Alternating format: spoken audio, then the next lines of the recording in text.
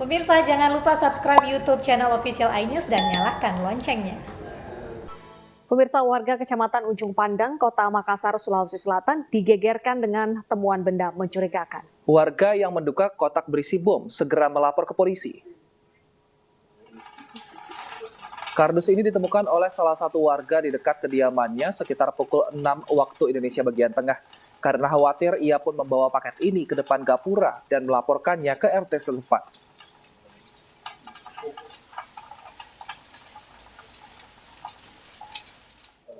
Lalu apa sebenarnya benda yang diduga bom ini? Kita akan berbincang langsung dengan Kombes Pol E. Zulpan, Kabid Humas Polda Sulawesi Selatan. Selamat siang Pak Zulpan. Selamat siang Mas Wilson. Baik Pak Zulpan, sebenarnya apa benda yang diduga bom ini yang dilaporkan oleh warga? Apa isinya Pak sebenarnya?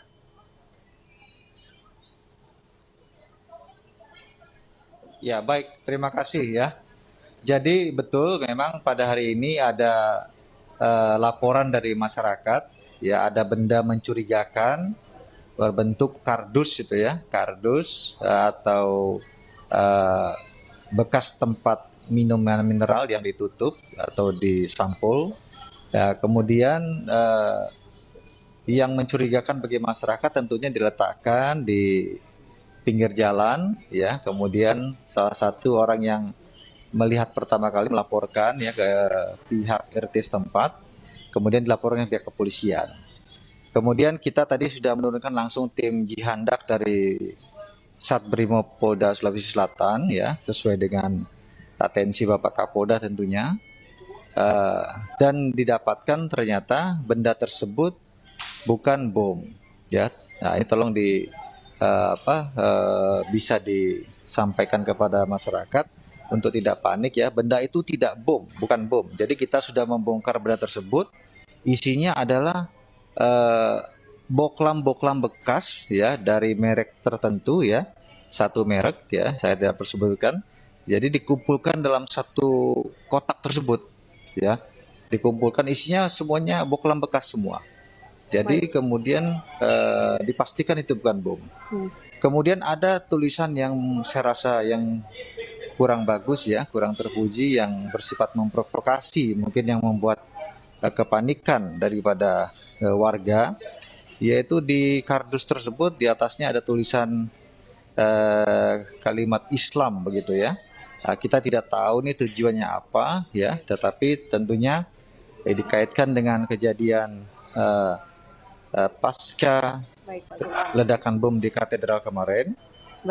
Ini tentunya membuat kepanikan daripada masyarakat sehingga mengarahkan atau berpikir itu bom, sehingga kita langsung turun dan hari ini tadi jam 9 ya kurang lebih udah dipastikan itu bukan bom ya, itu isinya bom. Dipastikan bukan bom. Lalu bagaimana dengan penyelidikan bom yang di Makassar? Apakah sudah ada pelaku lain yang ditangkap?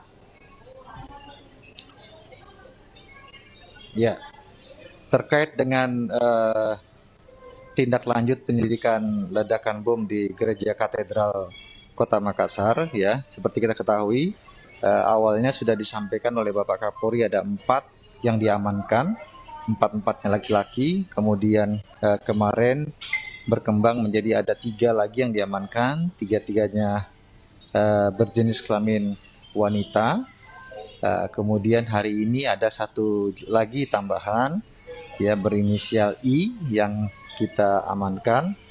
Jadi totalnya sudah 8 yang diamankan. Baik. Masih dalam tahap pemeriksaan ya guna pengungkapan dan pengembangan kasus bom di Gereja Katedral. Baik, terima kasih Pak Zulpan telah bergabung bersama kami di iNews Siang.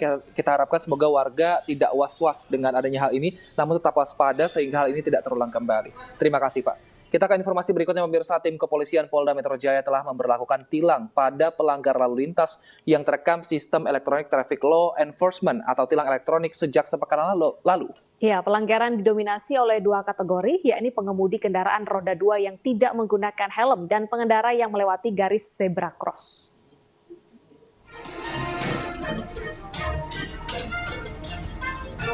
Rabu pagi, situasi dari kawasan Sarinah, Jakarta yang juga merupakan salah satu titik diberlakukannya tilang elektronik, masih terdapat beberapa pelanggaran. Di antaranya adalah terdapat beberapa pengguna sepeda motor yang tidak memakai helm dan pengendara yang melewati garis zebra cross untuk penyeberang jalan. Masyarakat menyambut baik dengan adanya elektronik tilang ini. Tilang elektronik dinilai dapat meningkatkan ketertiban masyarakat, namun mereka menyayangkan hingga saat ini masih banyak pelanggaran yang terjadi. Dengan adanya tilang elektronik ini malah lebih efisien. Jadi artinya lalu lintas itu akan mudah-mudahan ya lebih tertib daripada sebelumnya. Saya itu biar masyarakat terutama di Jakarta ya, karena kan agak semrawut nih. Jadi saya berharap mudah-mudahan lalu lintasnya bisa mematuhi dari tilang elektronik ini. Jadi di jalan itu orang tuh patuh. Sementara salah seorang pengendara mengaku tilang elektronik tidak terlalu berpengaruh karena masih banyak pelanggaran dan lebih efektif penilangan langsung. Ya, Polda Metro Jaya tidak hanya menggunakan kamera tilang elektronik statis pada pemberlakuan tilang elektronik, melainkan juga kamera tilang yang bersifat mobile, Welsan. Betul, etle mobile ini lebih memprioritaskan menindak pelanggaran lalu lintas di lokasi yang belum tersedia kamera tilang elektronik.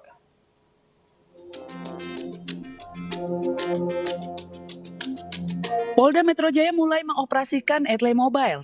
Fungsi etle mobile bisa merekam sejumlah pelanggaran lalu lintas seperti pelanggaran kecepatan, pelanggaran pada lampu merah, pengendara yang naik trotoar, maupun kendaraan yang berpindah lajur tanpa memberikan tanda.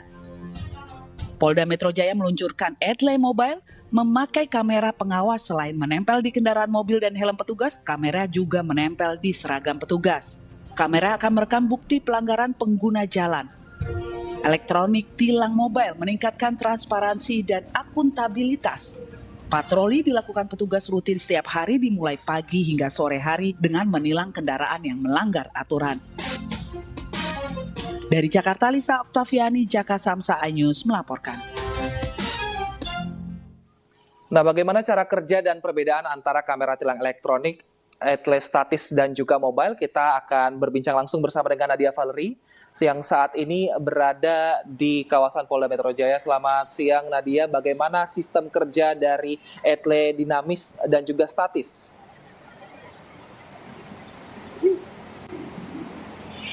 Ya, Deta Wilson dan juga pemirsa, saat ini di belakang saya sudah ada sejumlah unit etle mobile yang digunakan ataupun difungsikan Polda Metro Jaya untuk meningkatkan kedisiplinan berlalu lintas. Untuk mengetahui bagaimana mekanisme penerapan etle mobile, saat ini sudah bergabung bersama kami Kasubdit Gakum Ditlantas Polda Metro Jaya AKBP Fahri Siregar. Selamat siang, Bang Fahri. Selamat siang. Ya, Pak, ini bisa dijelaskan mungkin terkait dengan mekanisme etle mobile, di mana saja ditempatkan dan juga bagaimana pengoperasiannya, Pak? Ya, jadi etle mobile ini adalah untuk mengcover daerah-daerah yang tidak tercover oleh etle statis. Jadi kita memang sudah memiliki etle statis itu kan sampai dengan jumlahnya 91 ya. Jadi kita tambahkan juga dengan etle mobile karena ini juga menjawab dari pertanyaan masyarakat bagaimana dengan daerah-daerah yang sering terjadi pelanggaran lalu lintas tapi tidak ada kamera etle-nya. Oleh karena itu pada tanggal 23 Maret kemarin kami sudah luncurkan namanya etle mobile. Jadi 3 jenis etle mobile yang kita gunakan.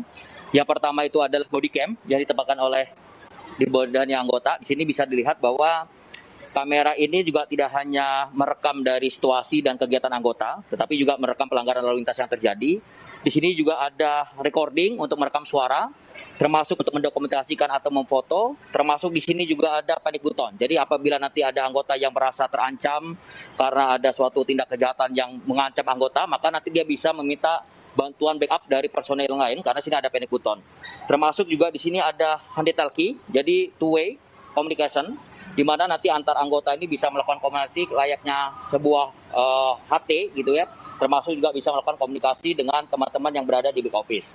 Selain itu kita juga memiliki yang kita sebut dengan helmet cam, di mana helmet cam ini terpasang di helmnya anggota, jadi bergerak dan mobile juga dengan menggunakan sepeda motor patroli dinas.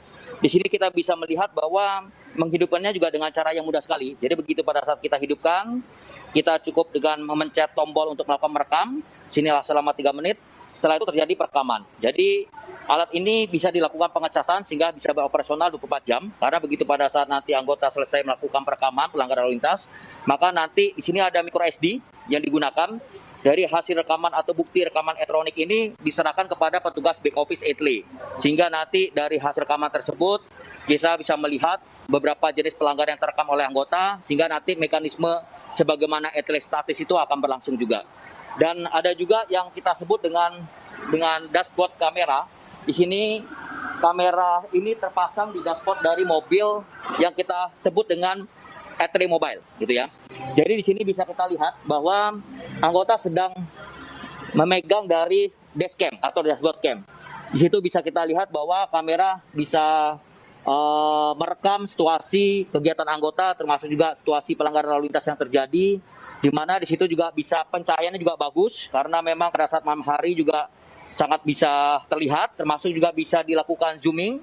Dan juga di sini bisa kita lihat bahwa di situ juga disiapkan micro SD. Jadi begitu pada saat perekaman pelanggaran lalu lintas sudah terekam, maka nanti rekamannya itu akan diserahkan kepada petugas back office, sehingga nanti beberapa jenis pelanggaran yang sudah bisa di-capture atau direkam oleh petugas nanti bisa dilakukan analisis, dan nanti akan dilakukan tahapan selanjutnya seperti kayak Etle statis. Seperti itu, Mbak.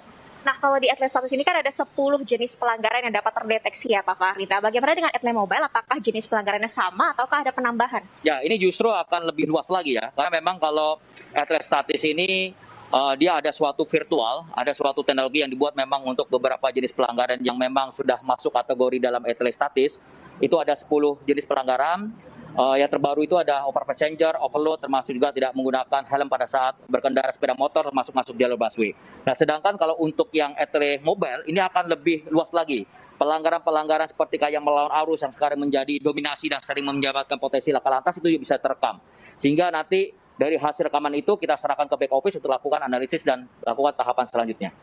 Baik, terima kasih banyak Pak Fahri Siregar atas waktunya bergabung di ID Siang. Ya, Data Wilson itu tadi merupakan kamera Etle Mobile yang saat ini sudah berfungsi dan diharapkan dengan pengoperasian ini dapat mengoptimalkan penindakan pelanggaran lalu lintas dan juga meningkatkan tingkat kedisiplinan dalam berlalu lintas. Kembali ke studio, Data Wilson.